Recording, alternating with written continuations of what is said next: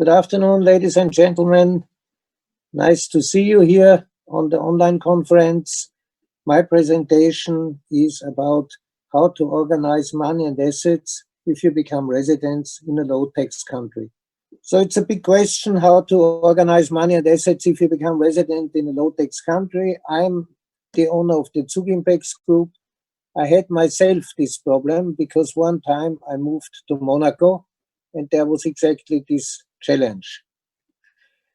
We have offices in Malta, in Switzerland, and in Slovakia, and the group is quite good established there. We have about 250 clients in several jurisdictions. Our company has company services, that means regular customer retention, consulting and advisory, which offers some added value, and then we invest ourselves in scalable, profit promising activities. Now the presentation itself, what it's about. Where to take the new residents, how to move out of the old, how to move in, and how to structure business and assets. Why do I say? Because I saw from my own experience when we moved to Monaco, the main challenge was how to move out, not only where to use the where to do the residence, and then how to structure the business and assets. First question, therefore, where to take the new residents? Before we come to the tax question, we have to consider other points, especially for those who have a family that is a little bit critical. Now, one point is the weather, the security, the infrastructure. Do you have the internet? Streets, shopping, and like this. Flight schedules, direct, indirect, time zone. For me, it was horrible at that time, always from Monaco, because from Nizza, there were not so many flights, and we had often to go to Marseille, which is a 2-hour drive. So when you have to take a whole day to get somewhere, then you don't like it so much. From Malta, it's better at the moment, of course, not with Corona. Myself, I'm stuck right now in Switzerland. I cannot fly at all. Now then you have language, religion, and cleanness issues. Is there an expat community? Is there a business infrastructure, availability of employees? Many people don't want just to sit in their apartment. They want to work something, to do something, even if it's administrating. Now, who wants to do everything himself? Nobody. If you have, for reasonable costs, good employees available, that's a lifestyle part. Of course, then you have the living costs, especially real estates and restaurants, the political stability, travel restrictions, and also the question if the location is accepted by business partners and creditors. If you have a company that has some financing and the creditors don't like where you live, it might be a problem. Next point, how is the taxation at the new residence? Here we have different categories. The first is countries with no income tax, Emirates, Monaco. However, here's the question, is there a double tax treaty? Otherwise, you could have a disadvantage when you receive money and it's taxed in the country where it goes out. Then there are countries that have, for a part of income, from foreign income, no income tax. That are these residents without domicile countries, many Commonwealth countries. Often income is taxed in the country, or if it is remitted, and it is not taxed if it stays outside the country, or capital gains. Then you have countries with special regimes for several years. For example, if somebody moves to Mallorca, there's this Beckham law that is only 24% on local income and foreign income is free for 5 years. Portugal has the golden visa and many other countries have this. Montenegro as well, as far as I know.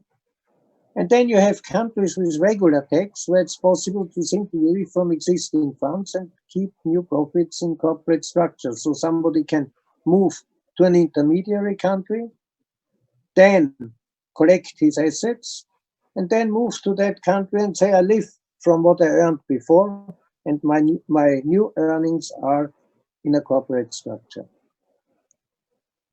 Now there's two more issues. The one is what has to be declared, local income, worldwide income, or wealth. For example, Switzerland is not attractive for many people when they have to declare what they own. Another issue, what can be seen on social media about the lifestyle. So in countries where they look how you live, the taxman can look as well at the social media. And if somebody says, I earn €1,000 and drives 3 Ferraris and has permanent photos, how nice is his yacht, then there might be a problem. Next topic, how you move out of the old residence. There are more and more restrictions. Many countries have exit tax systems. One is that if there are companies and you move out of the country, the old country loses the right to tax the dividends. So they tax that, what they call a deemed dividend. In some groups, like in the European Union, this is delayed. But if you move out of the European Union, you have in fact to tax all the difference between the nominal value of your assets and the market value of your assets. Same with the valuation of intellectual property. Assume you have some intellectual property that can be brands or patents, where you say, okay, I earn €200,000 every year. So they say in 5 years it's $1 million, and you have to tax the $1 million when you go out. Then there are delayed taxations. For example, Germany taxes people who go out of Germany at a part of their income for many years. And therefore, it's very important to make also the exact timing of the transfer. So the double tax treaties and the local tax laws, they are not harmonized. In some cases, it's exactly the day when you move somewhere where the tax obligation changes. In others, it's the year. In others, it's half year or the months. So in addition to the exit tax, you have issues like local assets. You can have real estates in the country where you move away. They create a limited tax liability, usually locally for real estates. Another question is, according to the double tax treaties, is there a permanent residence still available? You must avoid that they say later is the central of your vital interests. The best is no key, no permanent residence available. And then, do you have shares in local companies? Maybe it's good to put them in a holding. When I had to move to Monaco many, many years ago, it's more than 20 years ago, we had to put all the assets into a foundation so that I own private nothing, and then I could move out. Otherwise, that would have cost me a fortune. Next topic, asset protection.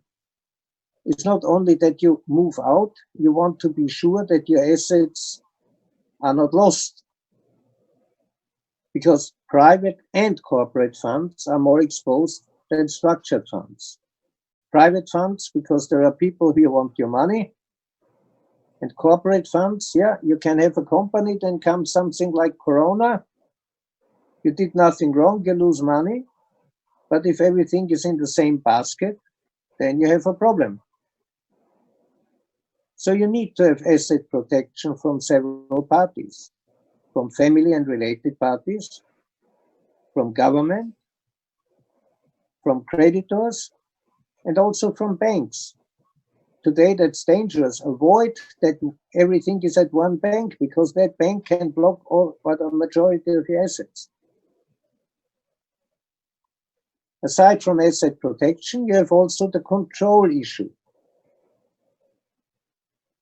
When you separate yourself from your assets, you lose control. How to organize it, how to put at least 2 people always in charge of signing so that they cannot run away with your assets. Next point is corporate fining issue. When you take all your money out of your group, of your company group, when you take all the equity away, and you have a lot of financing, then the financing institutions might stop this financing. That means your profit potential is really reduced. And the time frame, I want to quote here Mrs. Irina Franken, who made the presentation at Bosco Conference a few weeks ago. She was completely right. She said, move assets in good times. Because when the claims come from people, then it's too late. Then you cannot act anymore.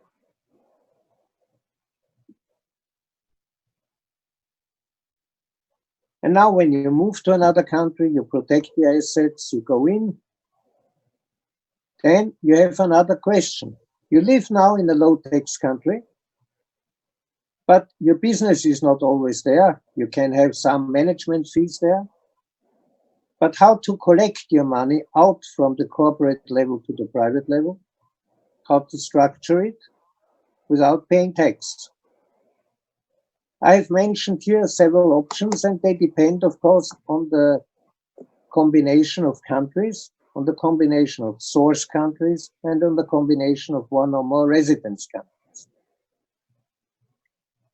First, you can make invoices and directors' fees.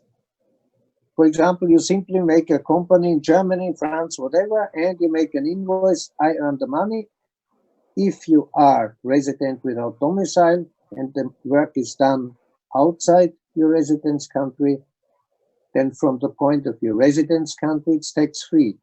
However, for example, within the European Union, there may be social security. So you have to avoid this as well, using the guideline, the EU Directive 883/2004, that is a coordination of social security systems. Then you can receive dividends, interest, and royalties. Here it's important to consider that there is no source tax.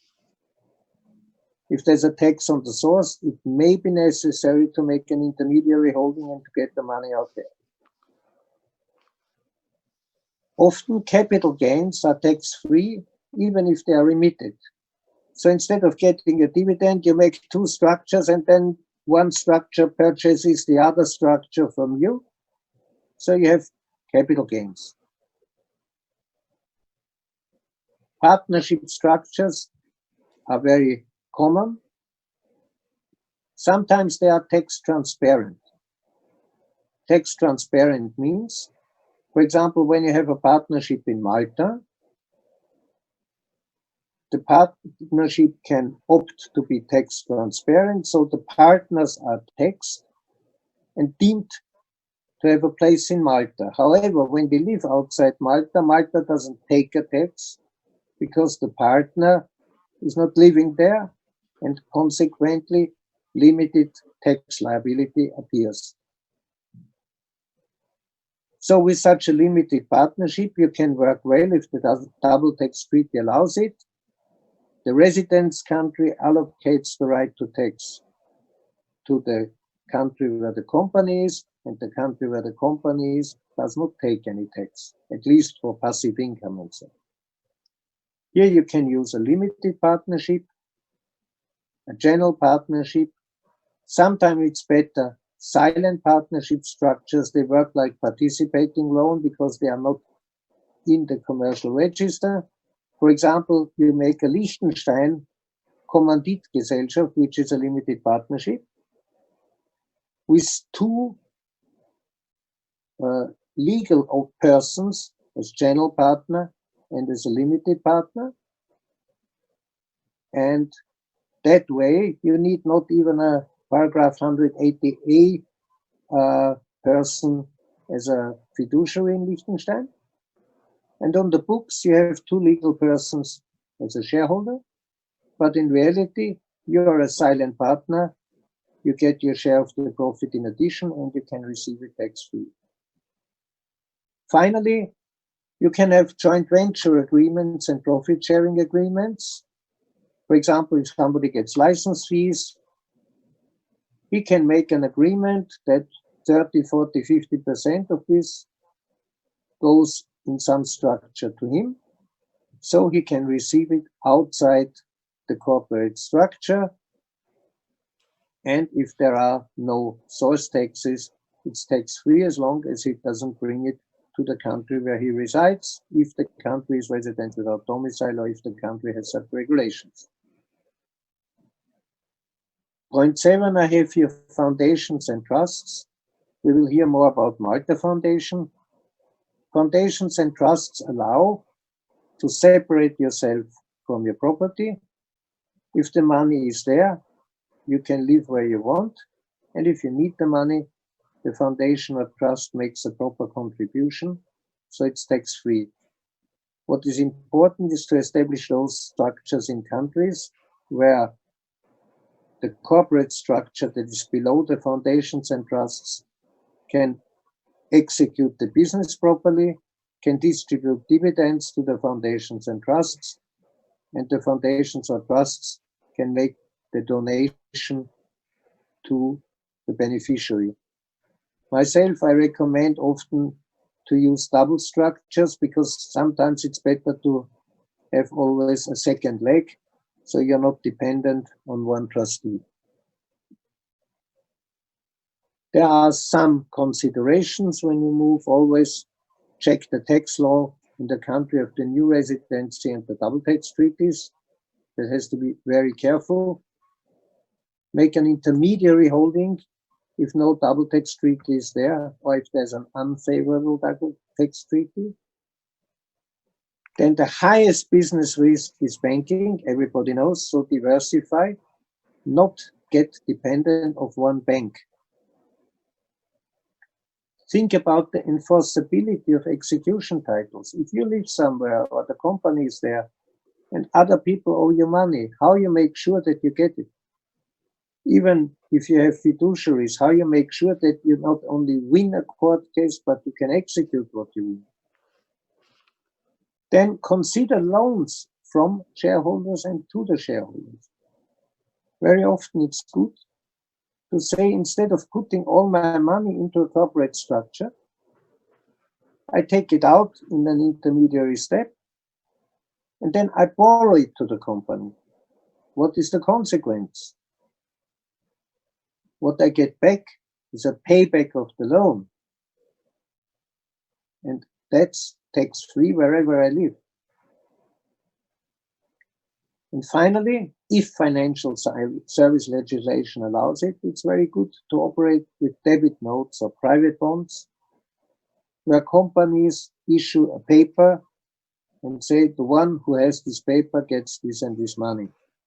This allows to be a little bit flexible and to avoid to be too open to people who should not be interested.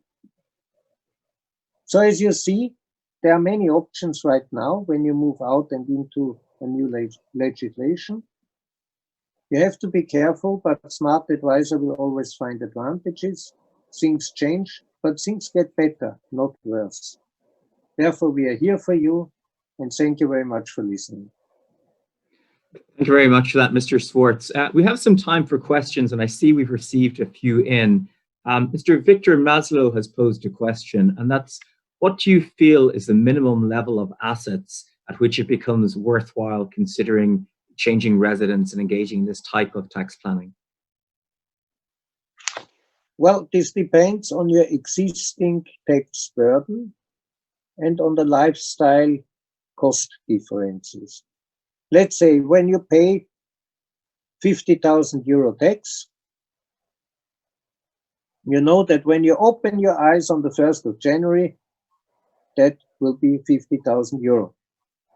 So when you have, for example, 250,000 euro income, you will pay at least 50,000 tax. So it depends. The question was, how much assets do you have? It depends if you just live from the assets or if you have another income. The question is therefore, how much income do you plan? How much will be the total assets? How much from the income will be the total income? How much will be the tax? And what do you avoid? And is it worth for you? Sure. Just maybe looking at the different structures you proposed, and there's a number of different ones. maybe you could give a couple of practical examples of when you might want to use one. For example, if you've sold a business or if you have a royalty stream, what are the different circumstances you might use those? And then what are the ballpark, very much ballpark costs that we'd be talking about to set up those types of structures? To set up those types of structures, we have two kind of costs, the residence and change of residence.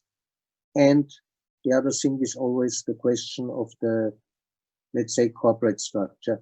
So the corporate structure is usually the smaller one because you need it anyway. If you have it in your original country or elsewhere, sometimes you even save accounting costs. So calculate 5 to 10,000 euro, 20,000 for corporate structures. That is not the point. But the problem may be to change the residence, because if you have a wife and children, and the wife likes very much where she lives, and she enjoys her friends and everything, you have to offer her something. And then she sees a nice apartment, but she says, oh, I don't like that curtain, I don't like that furniture and like this.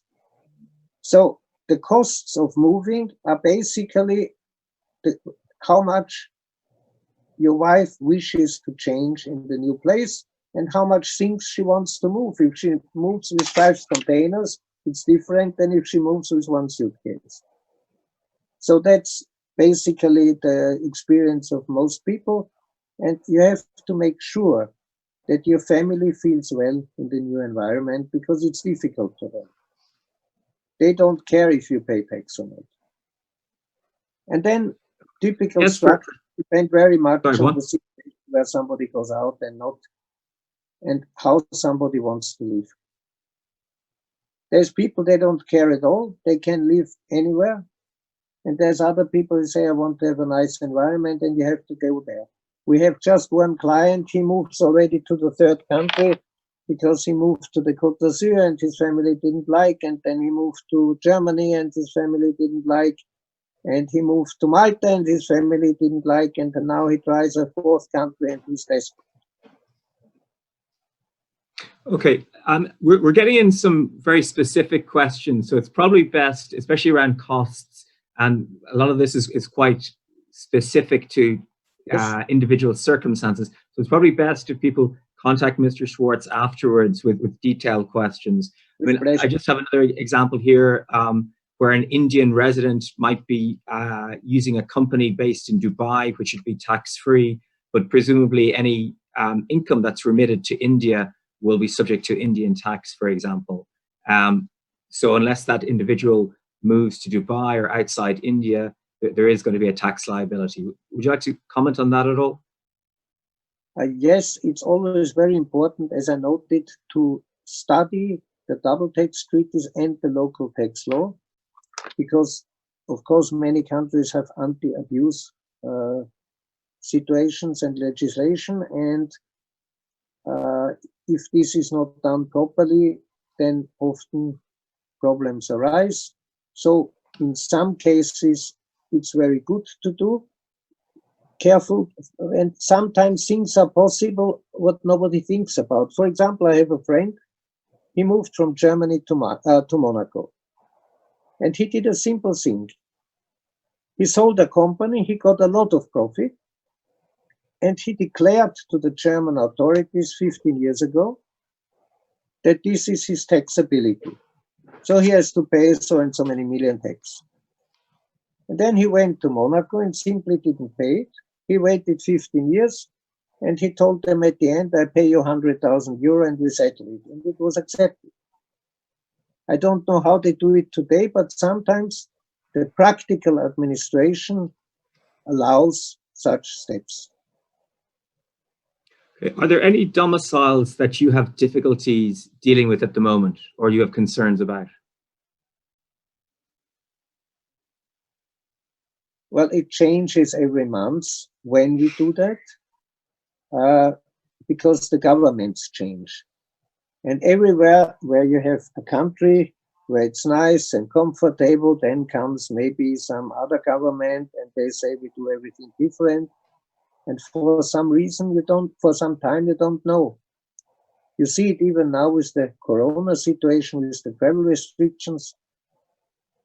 So I do not want to mention now publicly specific countries, but there are countries, they have an administration that behaves completely different than they did 2 years ago.